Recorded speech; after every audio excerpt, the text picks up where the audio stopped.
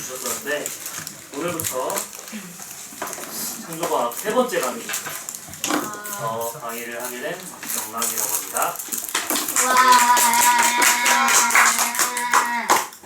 반갑습니다.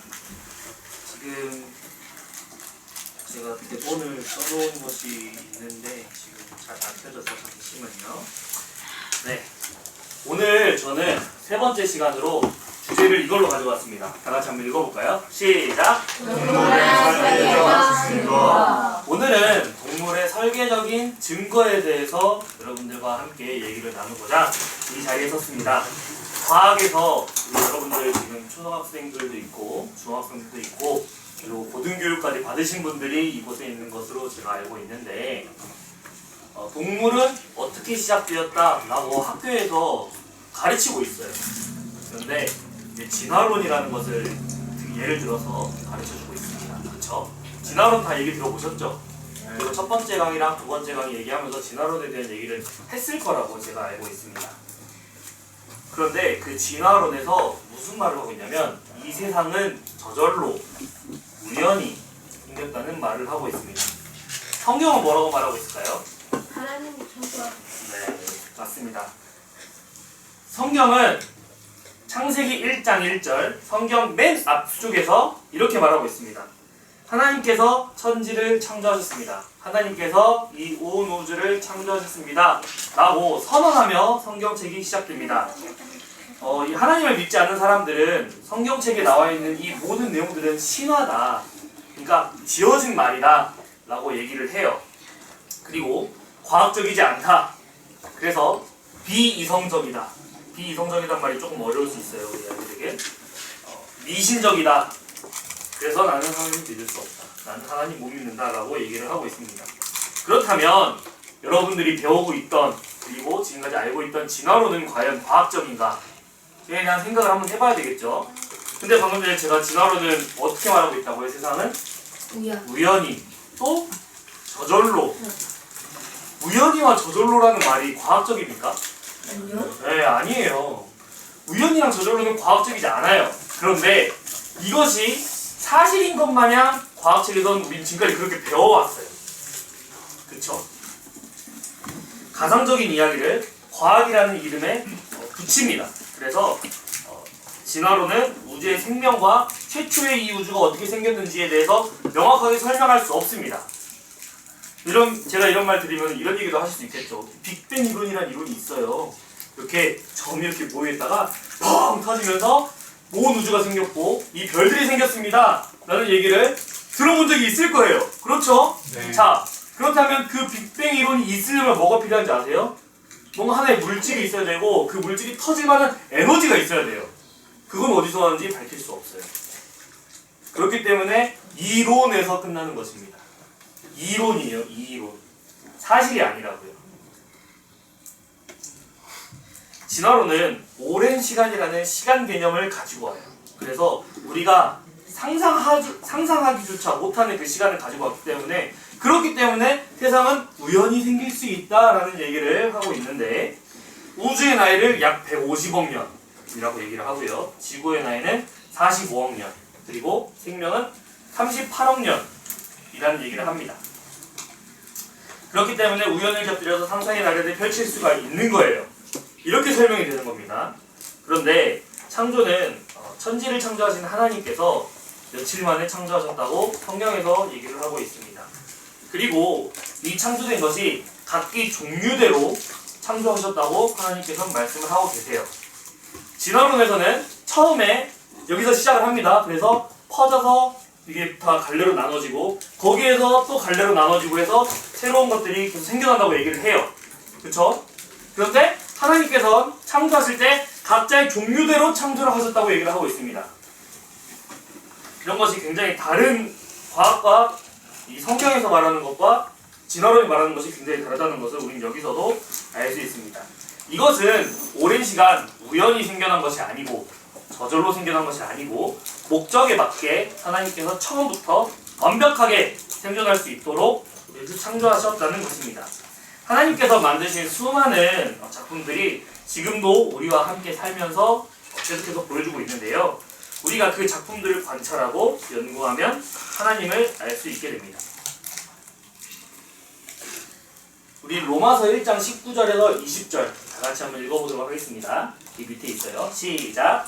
이는 하나님을 알 만한 것이 그들 속에 보이니라. 하나님께서 이를 그들에게 보이셨느니라.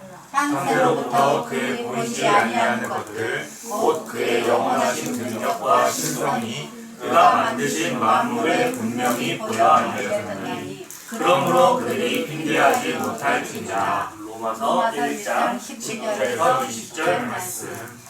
하나님께서 알만한 것을 어디 속에 보여주셨다고 말씀하고 계십니까? 그들 만물 안에 보여주셨다고 얘기를 하고 있습니다. 그 만물 속에 분명하게 보여주셨다고 얘기를 하고 계십니다. 그렇기 때문에 하나님께서 만드신 그 만물을 자세히 들여다보고 연구한 사람은 하나님이 없다라고 핑계할 수 없다는 것이에요. 만물을 살펴보면 살펴볼수록 하나님이 계신다는 것을 부인할 수 없습니다. 그래서 오늘 저는 이 시간과 다음 시간까지 해서 하나님께서 어떤 만물을 어떻게 만드셨고 어떻게 설계를 하셨는지 그 부분에 대해서 얘기를 하도록 하겠습니다. 그런데 굉장히 양이 많아요. 그렇기 때문에 오늘은 동물의 설계적인 증거에 대해서 교제를 할 거고요. 다음 주에는 식물의 설계적 증거에 대한 얘기를 하도록 하겠습니다. 하나님께서 사실 이 세상에 굉장히 많은 동물들을 창조하셨어요. 그런데 우리가 모든 동물들에 대해서 다 이렇게 찝어서 얘기를 하려고 그러면은 시간이 많이 부족하잖아요. 그래서 딱 4동물을 가지고 왔는데 우리 창조과학 우리 친구들 3번 이상 들었다. 여기서 네, 3번 이상, 4번 이상 들었다. 4번 이상 들었다. 5번 이상 들었다. 5번. 했어요? 5번. 전에 것까지. 5번 들었어요? 아, 네, 손 내려보세요. 자, 우리 창조과학을 이렇게 많이 들었어요. 근데 혹시 많이 들어봤나요? 창조과학은 많이, 진짜 많이 들었죠? 네. 2번은요? 기억이 잘 안 나요? 5번 들었는데 기억이 안 나요? 어? 딱따구리랑 문어는 문어는 기억나는 것 같은데 벌은 혹시 삼엽충은요? 어느 알지? 삼엽충이 뭔지는 알아요? 네. 뭔지 알아요? 네. 오, 대단합니다. 네, 몰라요? 네, 삼엽충은 옛날에 살았던 동물이에요. 근데 그 동물 속에서도 하나님께서 창조하셨다라는 게 밝혀지고 있어요, 지금. 네, 배운 적 없죠? 그래서 좀 생소한 거 하나를 갖고 와봤어요. 자, 우리 여러분들 한번 다시 보도록 하겠습니다. 딱따구리랑 문어는 아는데. 자, 딱따구리. 이제 이 영상을 보여드릴 건데 여러분들 이 영상 보면서 딱따구리가 어떻게 나무를 쪼고 있는지 눈도 잘 보시고 발도 보시고 발이요? 딱따구리 발 발이 있어요? 있죠?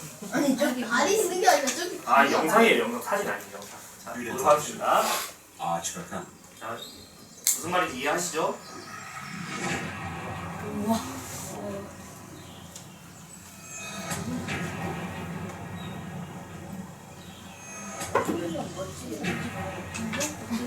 얼마나 세게 막았어.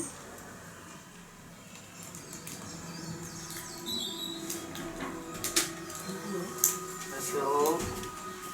Ağaç bakan ağaç kabuklarının altında yaşayan tırtıl ve böcekleri. Bu hayvanlar ağacın içinden çıkmaz. O yüzden 와 머리가 안 봐. onlara ulaşmak için kabuk delmesi gerekir. Kuş gagasını ve başını bir keski gibi kullanır. Peki ama tüyleri nasıl? 머리가 단단하니까. Ağaç bakanın 머리가 başı 돌머리. vuruşlar 200 kilometrelerde olmaz. Üstelik bu vuruşlar saniyede 20 kez yapılır. Yani kanada kuşlarının darbelerinden daha sert ve daha fazla. Araştırmacılar ağaç kakanın neden başının ağrımadığını daha yeni öğreniyorlar.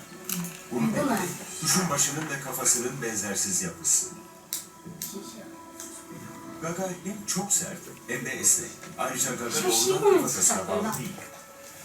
Arada şokun etkisini azaltacak esnek bir kemik var. Kafatası sert ve bükülmez. Ama beyinle kafatası arasında darbeyi emecek ikinci bir esnek kemik tabakası var. Son olarak yoğun bir sıvıdan oluşan ince bir katman darbenin beyne iletilmesini engelliyor. 네. 이 영상을 보고 왔는데 나는 누구일까요? 딱 딱딱구리. 나무를 쪼아서 여기 있는 벌레를 잡아먹는 동물이 딱따구리예요. 딱따구리. 자, 딱따구리는 밥을 먹으려면 어떻게 해야 돼요? 나무를 쪼아야 되죠. 나무를 따다다다다 쪼아서 나무에 구멍을 내서 거기 안에 있는 벌레를 잡아 먹어야 됩니다. 그쵸? 근데 나무가 딱딱할까요? 딱따구리 부리가 딱딱할까요? 딱딱구리가. 부리가 딱딱하니까 당연히 나무가 뚫리겠죠. 네. 자, 이 나무가 이렇게 있습니다. 나무가 있어요. 내가 나무를 뚫어야 돼요. 그럼 내 주먹으로 막 때렸어요. 그럼 주먹이 깨질까요? 나무가 깨질까요? 네, 주먹이 깨지겠죠, 당연히. 그러면은 얘 주먹보다 머리가 더 단단해. 그럼 머리를 막 때렸어. 그럼 머리가 깨질까요? 나무가 깨질까요? 머리. 네, 머리가 깨져요. 전기톱은? 전기톱은 이기겠죠, 당연히. 딱따구리가 구멍을 뚫으려고 이렇게 나무를 쪼잖아요. 이 속도가 1초에 20번을 쏜대요. 띡 하는 동안 20번을 쏜답니다. 따다다다다다 이게 거의 기관총처럼. 이렇게 뚫으면 충격이 어마어마하지 않겠어요? 그쵸?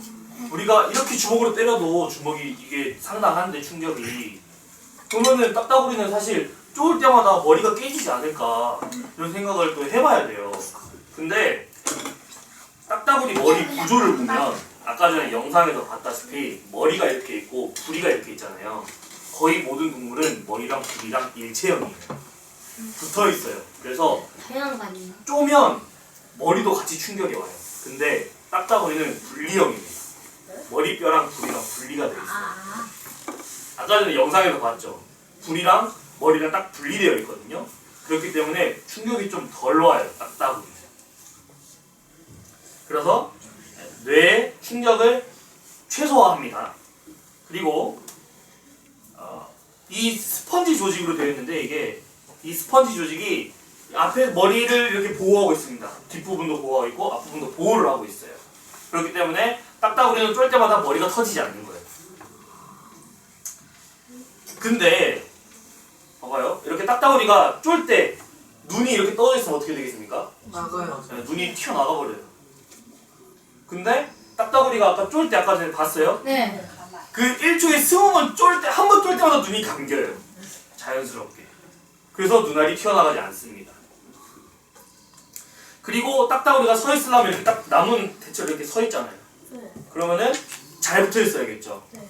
그렇기 때문에 이 발이 네 갈래로 이렇게 돼 있어서 딱 고정을 할 수 있어요. 그리고 여기 있는 이 꽁지로 딱 살 수 있어요. 그래서 나무에 딱 붙어서 쫄 수 있는 거예요. 딱따구리는 사실 온 몸이 나무를 쫄 수 있게끔 생겼어요. 그렇게 생겼어요. 딱따구리만. 다른 새들은 안 그럽니다. 자, 어쨌든 구멍을 뚫었습니다. 이렇게 생겼어요. 네, 구멍을 뚫었어요. 그럼 뭘 해야 돼요? 먹어야 돼. 먹어야 돼요, 이제. 근데 네. 나무를 뚫으면 거기 안에 있는 벌레들이 하이 하고 나오나요? 안 나와요. 숨어 있단 말이죠. 그럼 어떻게 해야 돼요? 네, 뿌리를 먹어요. 부리로 먹어요. 근데 부리가 별로 안 길죠. 네. 혀가 나와야 돼, 혀가. 근데 혀가 네. 얼마나 길어야 되겠어요, 그럼? 그 1000m. 1000m요? 200m. 혀가 어떻게 생겼냐면 이렇게 해서 이렇게 생겼어요. 그래서 이렇게 나옵니다, 혀가. 혀의 길이가 딱따구리 길이의 4배 정도 된대요. 그거를 이렇게 쭉 내려서 벌레를 지금 재는 거예요. 딱따구리가 몇 cm인지 말도 안 해줬는데 쭉 가서 벌레를 잡고 우리 혓바닥으로 물건 같은 음식 같은 거 먹으면은 딱 혓바닥이 딱 달라붙어서 이렇게 안 나오잖아요. 우리 침 때문에 살짝 붙는 건 있지만 그쵸? 살아있는 벌레들은 도망갈 수도 있잖아요. 근데 딱따구리의 혀 끝이 돌기처럼 이렇게 나와 있어요. 그래서 이것이 벌레를 딱 개타면 쭉 가져올 수 있는 거예요. 빠지지 않아요. 끔찍해. 그리고 혀가 여기 있다고 그랬잖아요. 콧구멍이 있어, 콧구멍이. 그래서 이렇게 콧구멍이 나요? 아니 콧구멍이 이렇게 나오는 건 아닌데 콧구멍 쪽에 붙어 있어요. 이렇게. 네, 이렇게 생겼습니다. 혀가. 이렇게 생겼어요. 그래서 질식하지도 않습니다. 코가 막혀가지고 질식하지 않아요. 기도가 막거나 이러지 않습니다. 지금까지 제가 딱따구리에 대한 얘기를 했는데 충격을 흡수할 수 있도록 완벽하게 설계된 머리 구조 그리고 두들길 때 그 빠른 속도에 딱 맞춰서 감을 수 있는 눈꺼풀, 그리고 나무를 뚫을 수 있도록 끌 모양처럼 단단하게 설계된 부리, 나무에서 떨어지지 않고 나무를 쪼을 수 있도록 설계된 발가락, 그리고 꼬리 깃털, 나무 깊숙이 숨어있는 벌레를 잡을 수 있도록 설계된 긴 혀. 이 모두가 오랜 시간 동안 진화해 가면서 이렇게 될 수 있었을까? 자연이, 우연히 생길 수 있는 구조인가에 대한 생각은 여러분들이 한번 직접 해보시길 바랍니다. 제가 이렇습니다, 이렇기 때문에 창조가 맞습니다, 진화론은 틀렸습니다 라고 말하는 것이 아니라, 여러분들이 이성적인 사람이라면, 생각할 수 있는 사람이라면 여러분들이 직접 생각을 해보시라 이거예요. 진화론으로는 설명할 수 없는 특별한 구조다 라고 저는 이렇게 말하고 싶습니다. 다음은 꿀벌에 대한 얘기를 하고자 합니다. 자, 꿀벌은 우리한테 꿀을 주기도 하는 아주 고마운 존재이기도 하면서 동시에 괜히 그 근처에 가까이 갔다가 우리에게 좀 위협을 줄 수도 있는 그런 존재죠. 그렇죠?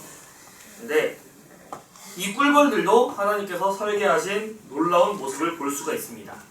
이것을 영상으로 한번 보도록 하겠습니다.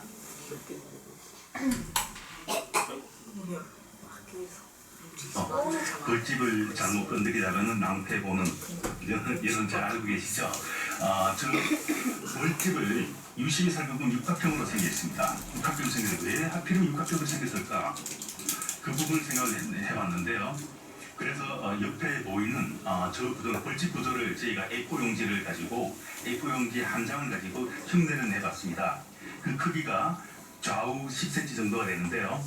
또는 10cm 정도 되는 판 위에 한 어느 정도 무게를 견딜 것 같습니까? 저희가 실험해본 바로는 0.1톤을 견딥니다.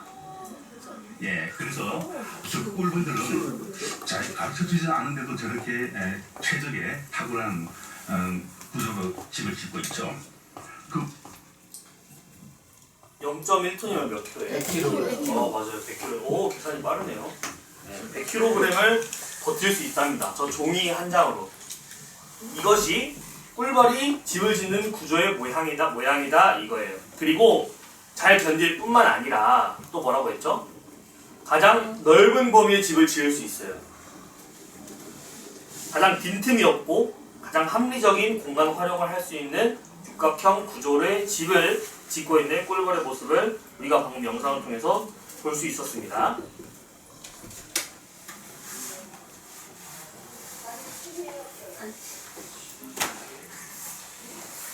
의자가 없는데.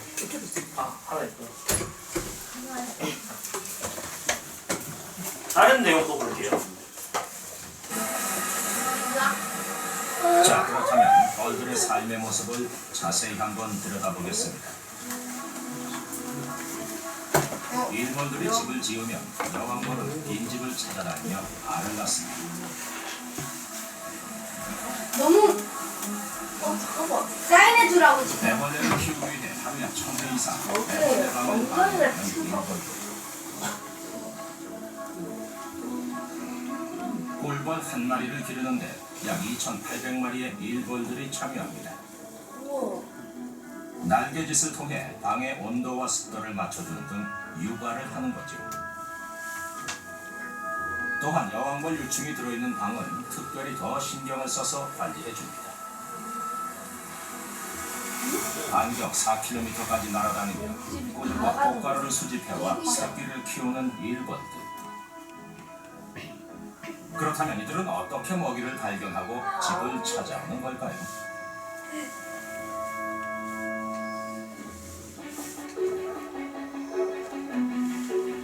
꿀벌은 춤을 통해 의사소통을 합니다.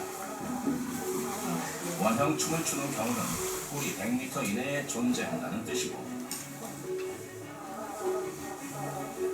꼬리춤은 거리가 100m 이상일 때 추며 팔자를 그리는 동안 꼬리를 흔드는 횟수가 많을수록 가깝다는 것을 의미합니다.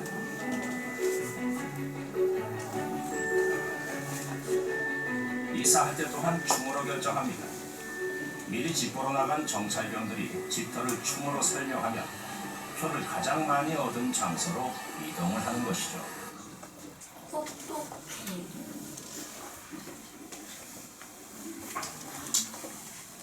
누가 꿀벌한테 육각형 집 짓는 방법을 가르쳐 주었을까요? 하나님. 누가 꿀벌들이 그 추는 춤을 보고 그 뜻을 알도록 가르쳐 주셨을까요? 이것이 자연적으로, 이것이 생존에 유리하기 때문에 처음에는 삼각형으로 지었다가 사각형으로 지었다가 육각형으로 지었다가 이런 식으로 진화했을까요? 안 그랬을 거예요. 만약 그랬다면 진작 다 죽었어요. 이것을 설명할 수 있는 단 한 가지가 있어요. 본능이라는 것을 모든 동물들이 가지고 있습니다. 그렇죠? 본능은 출생하기 전에 본래 자기들이 가지고 있는 능력이에요. 이것은 본인 그 곤충들과 아까 말했던 그 딱따구리들 이런 것들이 이미 프로그램된 지식과 지혜가 있었다는 것이에요. 태어나기 전부터. 그러나 그 지식과 지혜가 있으려면 그 지식과 지혜를 프로그래밍한 프로그래머가 있어야 됩니다. 정보는 우연히 또는 저절로 생겨나지 않는다는 것을 여러분들께 말씀드립니다. 오직 정보를 제공하는 프로그래머에 의해서만 그 프로그램들이 존재할 수 있습니다. 진화로 설명할 수 없는 이 모든 해답은 시편 기자는 이렇게 성경에 기록하고 있습니다. 시편 104편 24절. 성경책이 많이 없으신 것 같아요. 제가 읽어드리겠습니다. 여호와여 주께서 하신 일이 어찌 그리 많은지요. 주께서 지혜로 그들을 다 지으셨으니 주께서 지으신 것이 땅에 가득하니이다. 누가 이 많은 것을 만드시고 지으셨을까요? 하나님께서 만드시고 지으셨습니다. 무엇으로 만드셨다고요? 지혜로 만드셨다고 하나님께서 말씀하고 계십니다. 오랜 시간 동안, 오랜 경험 동안 우연히 만들어진 것이 아니라 하나님께서 각 동물에게, 각 곤충들에게 필요한 지혜와 지식을 주신 것입니다. 이 모든 것을 행할 수 있는 본능을 처음부터 하나님께서 주셨습니다. 진화론자들이 항상 얘기하는 것들 중에 모든 동물은, 또 모든 식물과 모든 생명은 더 나은 방향으로 진화하려고 한다.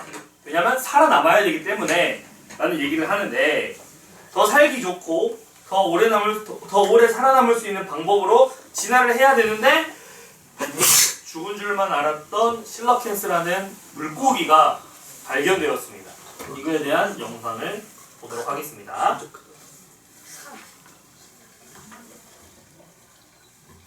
4억 년 전에 살았던 것으로 알려진 전설의 물고기가 최근 남아프리카 공화국에서 발견됐습니다. 남아공화국의 북동부 연안에서 4억 년 전에 나타났다가 멸종된 것으로 알려진 실러켄스가 잠수부들에게 발견됐습니다. 길이 1.5m에서 1.8m인 이 초대형 실러켄스는 떡갈나무잎 모양의 긴 지느러미 때문에 다리가 4개 달린 전설의 물고기로 불리워졌습니다.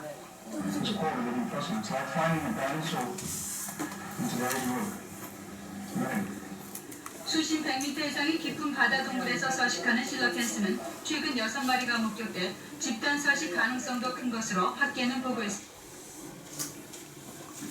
화석에 발견되었던 실러켄스가 당연히 멸종된 줄 알았던 그 물고기가 살아서 발견이 됐어요. 4억 년 전에 살았던 물고기가 4억 년 뒤에 발견이 됐단 말입니다. 진화론자의 말에 따르면. 자, 그러면 뭐가 돼야 돼요? 진화가 돼야 돼요. 뭔가 변화가 있어야 된단 말입니다. 다리 아까 모양이 있었다고 했잖아요. 다리가 있어서 뭐 기어다닌다던가 뭐 물이 없는 곳에서 살아야 된다던가 이런 진화가 있어야 돼요. 더 나은 방향으로 살아야 되니까. 그렇잖아요. 근데 화석의 모양과 살아있는 모양이 똑같다 이거예요. 진화되지 않았어요. 4억 년이라는 시간 동안이라면 그럴 법도 하잖아요. 근데 그러지 않았다 이 말입니다. 많은 사람들이 성경책은 윤리적, 도덕적으로 굉장히 훌륭한 책이다 라고 얘기를 합니다. 그러나 하나님께서 세상을 만드셨다고 하는 거는 과학적이지 못하니까 그거는 좀 배제해놓고 우리 윤리적인 거는 믿고 과학은 과학대로 믿자라는 얘기를 지금 많이 하고 있어요. 실제로 교회 다니는 분들도 많이 그렇게 생각을 하고 계신 분들이 많이 있어요. 창조는 창조를 하셨다고 치고 좀 창조를 해가지고 좀 진화를 이렇게 하나님이 이렇게 하셨다고 얘기를 할 수도 있는 거 아닌가? 네? 하나님께서 다 창조하셔놓고 진화하게끔 이렇게 창조하신 거면은 다 말이 되지 않냐? 이런 얘기를 해요. 그런데 성경은 초자연적인 창조주이신 하나님께서 하나님의 영감으로 기록했다고 성경은 말하고 있습니다. 그렇기 때문에 이 시대를 살아가는 이 현상들, 이 생명들과 그리고 이 성경의 내용이 정확하게 일치해야 합니다. 현대 과학 수준, 그때 그 당시의 현대 과학 수준이 이 성경을 보면 볼수록 정말 비과학적이라고 생각을 했을 거예요. 그런데 우리가 과학이 계속 발달함에 따라서 우리가 계속 과학이 발달하잖아요. 그래서 이 생명이 어떻게 생겨났는지 이거에 대한 연구를 계속 한단 말입니다. 근데 과학자들이 말하고 있었던, 지금까지 말했던 그 진화론에 대한 내용들이 다 잘못되었다라는 증거들이 계속해서 발견이 되고 있습니다. 과학은 발전하는데 그 진화론이 계속 쇠퇴를 하게 되는 거예요. 그런데 하나님께서 말씀하신 이 내용들은 단 하나도 틀린 것이 지금까지 발견되지 않았어요. 성경은 하나님의 말씀입니다. 성경 말씀이 진리의 말씀이라면 하나님을 믿어야만 한다는 논리는 받아들여야죠. 성경에서 그렇게 말하고 있기 때문에. 그리고 예수님이 하나님의 아들임을 성경에서는 얘기하고 있습니다. 그렇다면 사실만 기록된 성경이라면 예수님은 하나님의 아들이시겠죠. 흔히 대중들에게 창조와 진화의 논쟁이 주관적인 종교와 객관적인 과학의 갈등으로 비추어지고 있는 것이 우리가 지금 살아가고 있는 현대 사회의 사실입니다. 그런데 우리들은 이런 미혹의 술수에 넘어가서는 안 됩니다.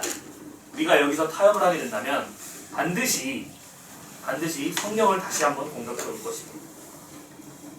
우리가 성경을 전능하신 창조주 하나님의 참 계시를 믿는다면 그 말씀과 진화를 동시에 수용하는 것은 불가합니다. 진화란 모든 것의 초월적 전능자를 배제하고 철저하게 자연주의에 입각해서 모든 현상을 설명하고 있습니다. 제가 이 말씀을 준비하면서 어떤 공부를 좀 했냐면 지질학 공부를 좀 했어요. 뭐 길게 하진 않았습니다. 지질학 학자라던가 이 정도로 공부를 열심히 하진 않았지만, 그런데 우리가 진화를 어떻게 했는지 진화론에서 어떻게 얘기를 하는지 보니까 바다가 이렇게 있었어요. 네, 바다가 있었는데 여기서 미생물들끼리 결합을 해가지고 생물이 되었대요. 그래서 이 생물에서 더 퍼져나가고 여러 가지 목들이라고 하더라고요. 뭐 어떤 목들 이렇게 다 변화가 됐어요. 근데 캄브리아대라는 어떤 시기가 있는데 이때 갑자기 사람이 와 많아졌어요. 생물들이 갑자기 엄청 많아졌어요. 왜냐면 산소가 많아졌기 때문이래요. 이 지구에. 근데 왜 산소가 많아진지는 몰라요. 좀 불이 많이 나겠죠. 근데 그렇게 얘기를 한다 이거예요. 이게 사실이라는 말이 아닙니다. 이렇게 얘기를 한단 말이에요. 자, 우리가 진화론을 믿는다라고 하면은 사실 난 말씀 드릴 때 항상 그랬거든요. 우리 아빠가 원숭이라고 그러면 기분 좋냐 이거예요. 기분 안 좋잖아요. 근데 그렇다 칩시다. 유인원이 진화해서 사람이 됐다. 자, 우리 아빠가 물고기래요. 기분 좋아요? 기분 되게 나쁘던데요, 저는? 우리 아빠가 물고기래요. 우리 할아버지가 물고기에서 갑자기 산소를 공기가 좋은다고 나와가지고 사람이 됐대요. 저는 도저히 믿을 수가 없더라고요.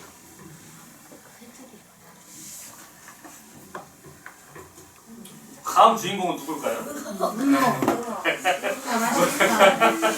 저렇게 보여요. 네, 문어예요, 문어. 제가 문어를 왜 가지고 왔냐면 변신의 천재라고 했는데 설마 이렇게까지 변할까? 라는 생각을 했습니다. 문어가 주변 환경에 따라서 자기 몸을 막 바꾸고 이런 걸 알고 계시죠? 설마 이렇게까지 변할까? 라는 생각을 했거든요. 한번 볼까요? 문어 찾아보십시오.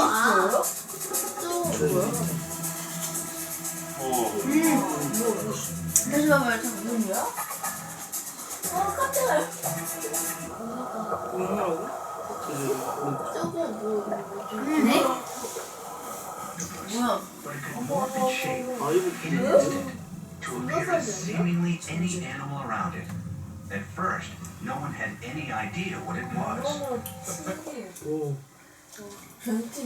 신기하죠? 문어가 이렇게 가지각색으로 그리고 주변 색깔에 따라서 주변 환경에 따라서 색깔이 막 변해요. 그리고 주변 물질들과 비슷한 모양으로 또 변합니다. 막 흙 모양으로 변하기도 하고요. 돌 모양으로 변하기도 하고 산호초 모양으로 변하기도 하고요. 이것이 과연 진화로 인해서 생겨난 것일까? 생각을 해볼 문제인 것 같아요. 자, 만약에 이것이 진화로 이렇게 된 것이다 라고 한다면 왜 이 세상에 있는 모든 동물들은, 피식자들은, 잡아먹혀야 되는 동물들은 변신할 수 없죠? 왜 하필 문어만? 그리고 문어를 잡아먹는 포식자들이 있을 거 아니에요? 맞아요. 그럼 걔네들은 모두 다 문어를 다시 발견할 수 있는 뭔가의 눈이 또 필요하게 진화되어야 되는 거 아니에요?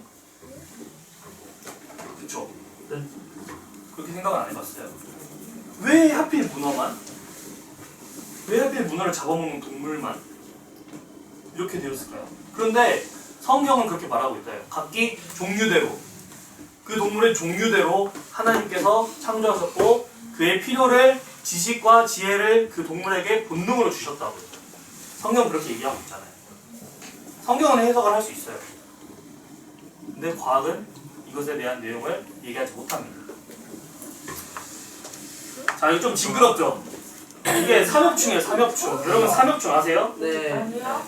잘 몰라요? 그거는 화석이라고. 네, 화석으로만 발견이 돼요. 지금 우리는 볼 수가 없어요.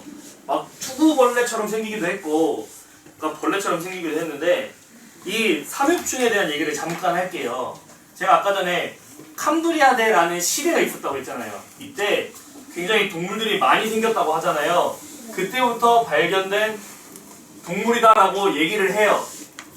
그때부터 발견이 됐대요. 그리고 그때 갑자기 빡 늘어나면서 겁나 많아졌대요. 그래서 우리가 삼엽충 하면은 거의 다 알아요. 많으니까 표본이 많아요. 화석 표본이 많기 때문에 우리들이 많이 압니다. 이때 근데 삼엽충들이 되게 놀라운 것들이 있는데 이 캄브리아 때 갑자기 탁 생겨난 삼엽충들이 눈이 있었거든요. 그런데 진화에 따르면 열등한 것에서 우수한 것으로 진화를 해야 되잖아요. 그렇죠? 그러면은 이 삼엽충 전에 하등한 눈이 있어야 되고 삼엽충이 만약에 고등한 눈을 가지고 있다면 그 전 단계가 있어야 될 거고 그냥 조금씩 진화하던 그런 것들이 있어야 될 거 아니에요. 그쵸? 근데 삼엽충이 딱 등장과 동시에 눈이 있어요. 그리고 눈이 많아요 또. 엄청 많습니다. 실제 지금 우리 곤충들도 눈이 많은 동물들이 많이 있죠. 꿀벌이라던가 잠자리라던가 이런 곤충들이 눈이 되게 많잖아요. 근데 그런 눈을 가지고 있어요. 진화론자 중에서 어떤 과학자가 스위치 빛 이론이라는 거를 가지고 왔어요. 이걸 설명하기 위해서. 갑자기 짠 하는 순간 생겼다 이거예요. 어떻게 보면 창조론자인가? 라는 생각이 들기도 해요. 이 스위치가 켜지면서 삼엽충들에게 눈이 탄생했다라는 얘기를 하고 있습니다. 그 이후에 어떤 동물들은 눈이 생겼으니까 어떤 동물들은 정말로 눈이 이렇게 많아가지고 주변 사물을 다 볼 수 있는 그런 눈을 가진 동물도 생겼고 또 어떤 동물들은 눈이 이렇게 딱 정면만 정확하게 볼 수 있게 이렇게 진화됐다. 그 중에 가장 이렇게 잘 볼 수 있는 것은 이제 사람이 거의 마지막에 나왔잖아요. 네, 사람이 그렇게 진화를 했다라는 얘기를 하고 있습니다. 눈을 갖춘 생물이 등장함으로써 생물은 폭발적으로 증가하고 변화하기 시작했다라고 설명을 하는데 어떤 방식으로 진화했고 눈을 가지기 전에 그 동물들이 어떤 기관을 통해서 받는지에 대한 설명은 아무것도 못하고 있습니다. 단지 몇 억 년 동안 긴 시간을 가지고 있으면 복잡한 눈을 가지는데 충분한 시간이 있을 거다라는 얘기를 할 뿐이에요. 이러한 진화론적인 문제들을 다시 한번 보고 그리고 또 우리 눈에 놀라운 창조적 설계의 특성을 알아보고자 합니다. 좀 징그럽나요? 저게 눈이야? 이게 눈입니다. 삼엽충의 눈이에요. 그런데 이 삼엽충은 진화론자들의 말에 따르면 4억 년에서 약 5억 년 전 동물의 세계에 처음 번성했던 동물입니다. 그리고 3억 년 동안 이렇게 지구에 있었대요. 그런 얘기를 합니다. 이렇게 연대 속에서 삼엽충들은 동물의 가장 초기에 발견된 동물이기 때문에 이들이 눈을 가지고 있었다고 한들 눈이 굉장히 퇴화된 상태로 가지고 있었어야 된다는 거예요. 그런데 이 삼엽충들의 이 모든 눈에 이 빛이 이렇게 들어오잖아요. 빛이 들어오면 이게 한 곳으로 모였대요. 근데 이 모든 눈들이 빛이 이렇게 딱 들어오는 각도에 맞게끔 설계가 되었다는 거예요. 그렇기 때문에 이 삼엽충들이 굉장히 흐리게 세상을 보지 않았을 거라고 합니다. 생각보다 이게 유튜브에 쳐보면 나옵니다. 삼엽충들이 이 세상을 어떻게 바라보았는지. 그리고 이 놀라운 복잡성이 화석 기록에 아주 오랜 시간 걸친 점진적이고 느린 발달 과정 없이 갑자기 나타나는 것입니다. 이 삼엽충들의 눈은 굉장히 지금 잘 보존되어 있잖아요. 근데 우리가 지금 동물들의 눈 보면 잘 보존되어 있지 않거든요. 왜 그럴까요? 시력이다. 눈이 금방 썩어요. 눈이 금방 썩을 거 아니에요. 근데 여기 있는 눈은 말랑말랑한 이런 눈이 아니었다고 해요. 딱딱한 광선 모양이었다고 합니다. 그렇기 때문에 우리가 지금 이 삼엽충들의 눈을 자세하게 관찰할 수 있는 거예요. 이 삼엽충뿐만이 아니라 곤충과 갑각류처럼 겹눈을 가진 현대 생물들은 이것처럼 많은 눈을 가지고 있어요.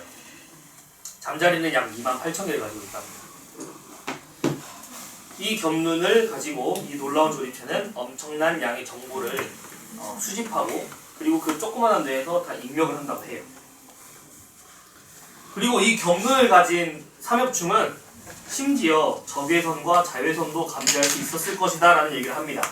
자, 몇 억 년 전에 살았던 삼엽충과 지금 시대에 살고 있는 우리, 누구의 눈이 더 고등해야 돼요? 우리의 눈이 더 고등해야 돼요.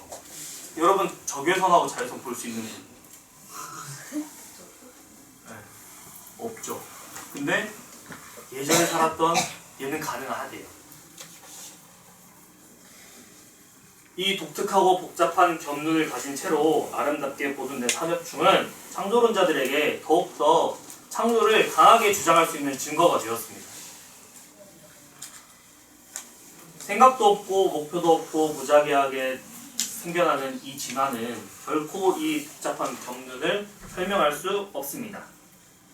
하나님께서 창조물들에 대해 보시기에 심히 좋았더라라고 말씀하신 것에 따라서 창조주는 과학, 물리학, 공학, 유전학적으로 프로그래밍을 정확하게 해놓으신 분이었고 완벽하게 이해하신 그분께서 이렇게 이 동물에게 필요한 눈을 허락하신 것입니다. 자, 근데 우리가 지금 삼엽충을 볼 수 있습니까? 아니요. 없어요. 못 봐요. 왜 못 볼까요? 죽어요. 다 멸종됐어요. 근데 왜 멸종됐을까요?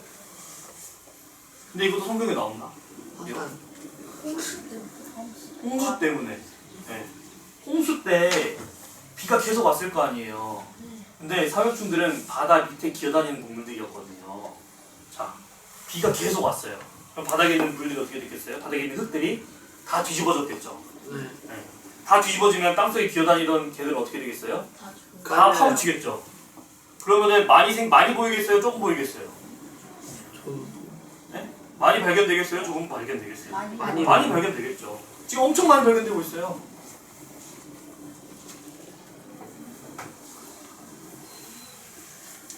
제가 방금 전에 4가지 동물을 가르쳐 드렸습니다. 4가지 동물에 대한 얘기를 했어요. 첫 번째 무슨 얘기했죠?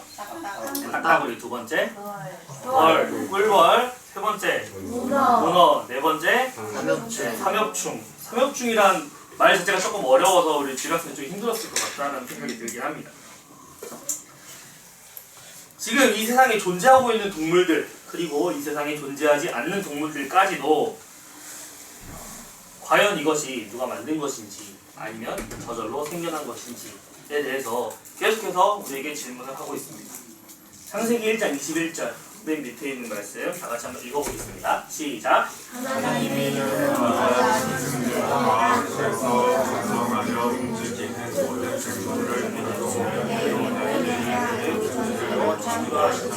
하나님이 보시기에 좋았더라. 창세기 1장 21절 말씀.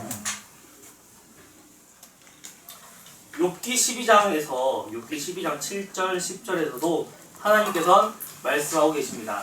내가 누구인지 보려면 너희가 누구한테 물어보라고요? 모든 짐승들한테 물어보라고 하세요. 하나님께서 창조하신 모든 짐승들을 너희들이 보았을 때 너희가 과연 나를 모를 수 있겠다 하겠느냐라는 것을 욥에게 말해주고 있습니다. 공중의 새에게 물어보라. 그리고 땅에게 물어봐라. 하나님의 손길이 닿지 않은 곳이 무엇이 있느냐? 라고 하나님께서 말씀하고 계십니다. 너를 창조한 창조자가 누구냐? 모른다면 짐승들한테 물어봐라 이거예요. 모든 생물을 창조하신 하나님이십니다. 그리고 그 모든 생물들 중에서 가장 귀하고 가장 존귀하게 빚고 만드신 것이 사람인 것이에요. 하나님께서 하나님을 알고 하나님과 교제하고 심지어 하나님을 닮은 그런 사람을 만드셨습니다. 자기들 지으신 창조주를 알지 못하는 사람들이 지금 이 시대에 많이 존재하고 있습니다. 너를 지으신 분을 알지 못한다면 모든 짐승들에게 물어보세요. 그것들이 너에게 가르쳐줄 것이다 라고 욥기를 통해서 하나님께서 말씀하고 계십니다. 우리는 방금 전에 딱따구리와 문어 그리고 꿀벌 그리고 지금 이 시대에 존재하고 있지 않는 삼엽충까지 얘기를 해보았습니다. 하나님께서는 우리에게 계속해서 하나님의 놀라우신 능력을 보여주고 계십니다. 이 능력으로 말미암아 우리는 삶을 계속해서 살아갈 수 있습니다. 어제 지금 말씀을 전하고 계신 윤경기 형제님께서 이런 말씀을 해주셨습니다. 우리가 하나님의 은혜가 과연 단 1초라도 하나님의 은혜가 이 세상에 임하지 아니한다면 우리는 어떻게 될까요? 네, 다 죽어 없어질 그런 것이에요. 다 죽을 거예요. 그런데 하나님께서는 계속해서 은혜를 베푸시고 계십니다. 이것이 하나님 믿는 분들에게나 하나님을 믿지 않는 분들에게나 동일하게 은혜를 계속해서 주고 계십니다. 언제까지 주실까요? 하나님께서 분명히 정하신 그때까지 우리에게 계속 은혜를 베풀어 주실 거예요. 이때 전에 하나님께서 은혜를 베풀어 주실 때에 하나님을 믿고 하나님을 나의 주인으로 영접하고 구원을 받는 것이 하나님께서 우리에게 계속 은혜를 주시는 이유인 것입니다. 하나님께서는 믿지 못하는 자들을 위해서 모든 세상 만물을 보이시면서 하나님을 증거하고 계십니다. 그리고 우리에게 계속해서 말씀하고 계십니다. 돌아와 회개하고 내 곁으로 와라. 네. 이것으로 오늘 말씀을 모두 마치기 전에 이거 시편 8편 1절 다 같이 한번 읽고 마치도록 하겠습니다. 여기부터 읽어야 돼요. 시작. 여호와 우리 주여 주의 이름이 온 땅에 오시지 아니하시오. 주의 영광이 하늘을 덮었나이다. 시편 8편 1절 말씀. 아멘. 네, 오늘 말씀은 여기까지 마치도록 하고요. 다음 이 시간에는 동물의 설계적 증거에 대한 얘기를 했으니까 다음 시간에는 식물의 설계적 증거에 대한 얘기를 하고자 합니다. 그러면